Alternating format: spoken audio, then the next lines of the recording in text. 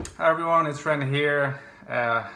Happy midweek, guys. I hope your week is going well. And I guess I should say welcome to my room.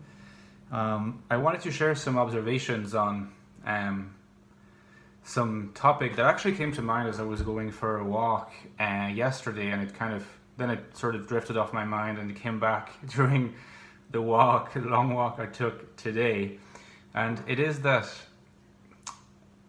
in fiction, and I'm specifically talking here about anime fiction, manga/anime fiction for those among us who are into that kind of thing. Until I saw the show Attack on Titan, and I should mention straight away that if you're afraid of being spoiled, treat this video carefully because I might well end up spoiling. So this is just a note of warning. But until Attack on Titan, I had always been a little bit left hungry for a really satisfying depiction of an INFJ character. This is not to say that there never was an interesting depiction of an INFJ character in anime fiction. There certainly was, but there was always something off about those characters which prevented me from completely, let's say, identifying with them or relating to them. Didn't have to be like an absolute complete identification. You don't necessarily want that to happen. You have your own personality, but some kind of relatability is always nice. And I'll just give you a couple examples before I move to the case of Armin Arlert. Is that how you pronounce his surname? I'm not sure. But Armin is a really, really great character, a really interesting character in Attack on Titan, and definitely INFJ. And I think, as I probably will title this video, the perfect INFJ in a sense. So perfect that perhaps it's almost an idealized INFJ, but the kind of INFJ that perhaps we should all strive towards. But before I tackle the case of Armin, just a few examples briefly about INFJs that I have found interesting and to an extent relatable in anime fiction. I can think of Chrollo from Hunter x Hunter. I can think of Alucard from Castlevania show that came out a few years ago. If some of you are familiar with the vampire Alucard, son of Dracula. I can also think of who is this other quite well-known INFJ? I had him in mind earlier on, so it's not from Hunter x Hunter. Oh yeah, Naruto. What's the name of Sasuke's brother? Itachi. Itachi. So you see, maybe you can sort of focus on those three. We have Alucard, Itachi, and Chrollo Lucifer. All seen most of the time as INFJs. Now, those are really, really interesting characters, but I think that they're not quite as INFJ as Armin is actually. So just to sort of try to analyze briefly why I think that's the case. If you look at someone like Chrollo, he has the NI vision, and he has more FE, I think, that people give him credit for in his interactions with people. He's not cold. You'll notice that, as strategic and as you might even say Machiavellian as he is, he's not a cold character. He's instantly kind of likable and smooth. So in that respect, I could definitely dig the INFJ interpretation, but his TI is mobilized too quickly and too easily and too masterfully and too naturally in combat for it to be a possibility for any real INFJ. Not that I want to be in combat or that anybody wants to be in combat. So that's the limitation with Chrollo. The limitation, I think, with Itachi, and that this might shock some people, because I know that Itachi or whatever, again, way you pronounce his name, I know that a lot of people love him, and I know also that a lot of people love that he is an INFJ, but really,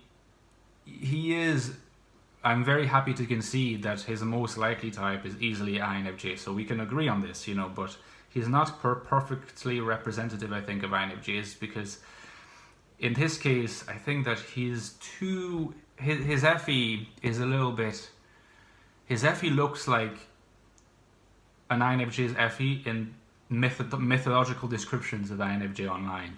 So instead of being manifested mostly at an interpersonal level, like it is usually, and this is how you recognize it in INFJs, in Itachi it's manifested in terms of his humanitarian or his altruistic quest, his selflessness, and that just doesn't really happen in real life.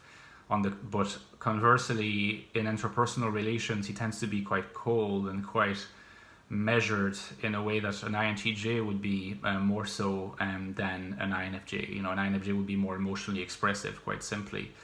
Krollo is not a model of emotional expression, but he is a bit more, and I think that's more realistic. Now, in the case of Alucard, I think that we have this very similar case to the case of Itachi. He's not as expressive as I would expect an INFJ to be, but you could sort of justify it also in terms of like the kind of life that he's led and how many years he's been on his own, and his circumstances have been so particular that could be explained in this way. And you can see that when he starts interacting with characters more and more in the show, he starts showing his FE more because he's becoming more comfortable.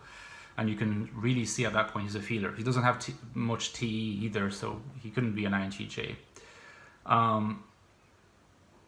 So all these characters I just mentioned, very happy to say they're, roughly speaking, they're INFJs. That's completely fine.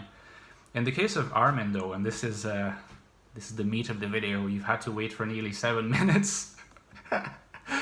Oh, it's a habit of mine. I know it must frustrate a lot of people. I need to put some timestamps in my videos so that I can actually tell people, listen, if you're only interested in Armin, go straight to, that time. Maybe I'll try to do that this time, because seriously, like 7 minutes for me to actually get to the meat of the video is a bit long. But it was interesting, I think, to kind of bring this contrast. Armin, I think, is a much better description of an INFJ that's so perfectly realistic that it's too perfect. But let's leave this aside. This is just a minor comment. Precisely because he combines basically all the functions of the INFJ really well.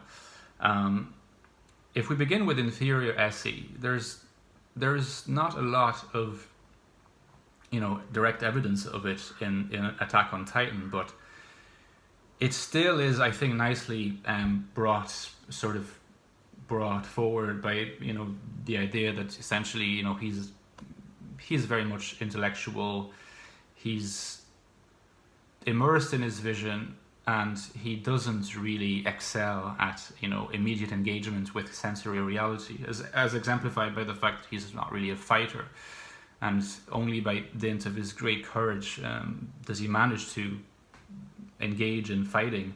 But I think that if any real INFJ were in Attack on Titan, they probably would be a bit like Armin and not like Eren, for sure. So that's for the inferior SE. Now I think what is really compelling about Armin is that he has a very healthy manifestation of FE. So there's almost no doubt at any point throughout the show that Armin is an FE user and that he is a feeler, because he's so emotionally expressive and he's always asking himself questions that an extroverted feeler would ask himself about his role in society and what he can do for society and what is right to do.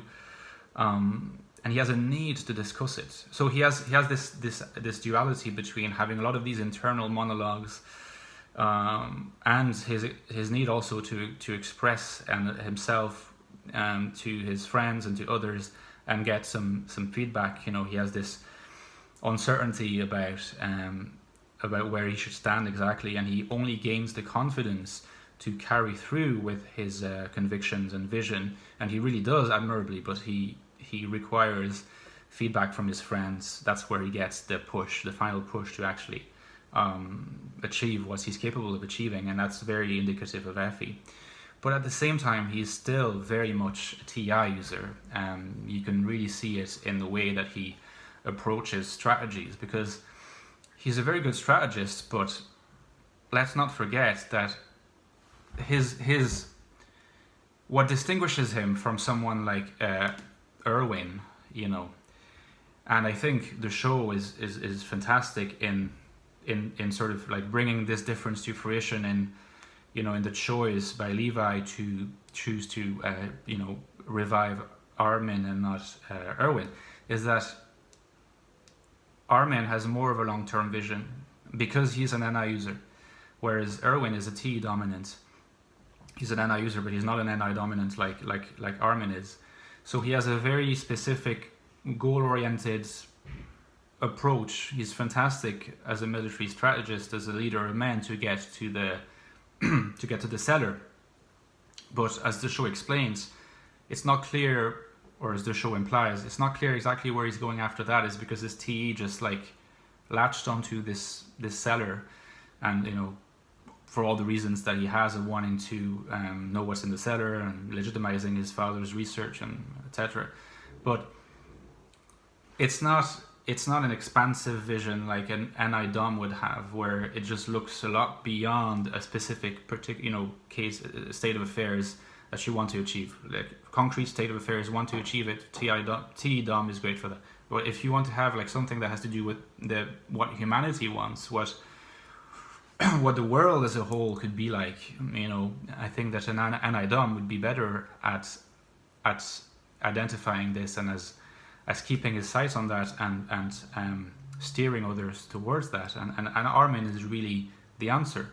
He's really the answer, and you see it throughout the show. There's lots of moments when he indicates that, and it's great that Levi recognizes it, because Levi is smart too, and I think that it's realistic and it's really beautifully done. It's tragic as well, so I think that happened during probably the best episode in the show. But Armin is distinguished from Irwin in the sort of, he has a broader vision, he has a more profound vision. It's not as concrete, so it's probably not as effective in the shorter term, but it's more long term. So if you want to bet for the future, you go for Armin. But his TI, like I was saying a couple minutes ago, is still very visible when he's engaged in more straightforward battle situations, where NI works obviously as a tool for analysis of the data of the fight, but it's no longer mustered as a long-term vision tool. You have a situation at hand to confront, and there's always this computing of possibilities and what to do, and Armin needs a bit of time, but he comes up with things, and it's always very much an interaction between FE and TI.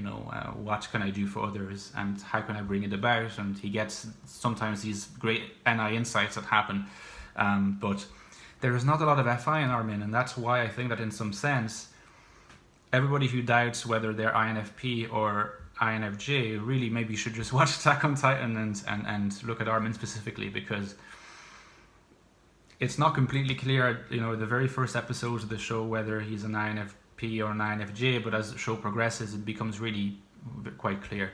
And I would say that his feeling function is very much dominated by extroverted feeling and accompanied by introverted thinking. There's not a lot of TE like we see in Irwin, and there is not a lot of FI, so an INFJ, clear INFJ that doesn't manifest that much FI, as an INFJ shouldn't, is embodied in Armin. And you couldn't really say that about someone like Itachi or even someone like Alucard. There's always this temptation to see a lot of FI in them, despite the NI, despite the FE, etc. Not so much in Armin, and I think that's why, in some sense, he qualifies as a kind of perfect INFJ. But what do you think? Do you agree with me? Do you not agree with me? What are your thoughts on the show? What are your thoughts on the characters? Looking forward to hearing your thoughts. See you soon, guys.